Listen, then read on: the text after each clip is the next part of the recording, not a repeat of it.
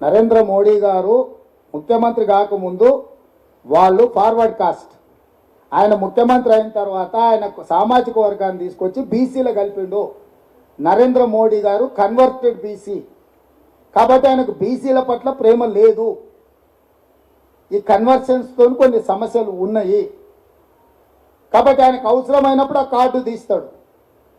मैं सबसे बड़ा बीसी नेता हूं, मैं बीसी है ना, इसीलिए कांग्रेस पार्टी मेरे को సతారే, ఇట్లాంటి స్టేట్మెంట్లన్నీ ఆయన ఇస్తూ ఉంటాడు. ఆయన మీరు ఇన్ని అడుగుతారు, నేను ఒకటే ప్రశ్న లాస్ట్కి చెప్పి, ఆయన ప్రధానమంత్రి అయిన తర్వాత 2019 ఎలక్షన్ల ముందర మన్మోహన్ సింగ్ పాకిస్తాన్తో కలిసి నన్ను హత్య చేయడానికి కుట్ర చేసి నేను స్టేట్మెంట్ ఇచ్చిండా? 5 సంవత్సరాలు ఈ దేశానికి ప్రధానమంత్రిగా ఉన్న వ్యక్తి 10 సంవత్సరాలు ప్రధానమంత్రిగా పనిచేసిన మన్మోహన్ సింగ్ గారి మీద పాకిస్తాన్తో కలిసి నరేంద్ర మోడీ గారిని హత్య చేయడానికి కుట్ర చేసిండు, సుపారీ ఇచ్చిండని ఆరోపణ చేసిండు. ఇంతకంటే పచ్చి అబద్ధం ఈ భూ ప్రపంచం మీద ఏమన్నా ఉంటుందా?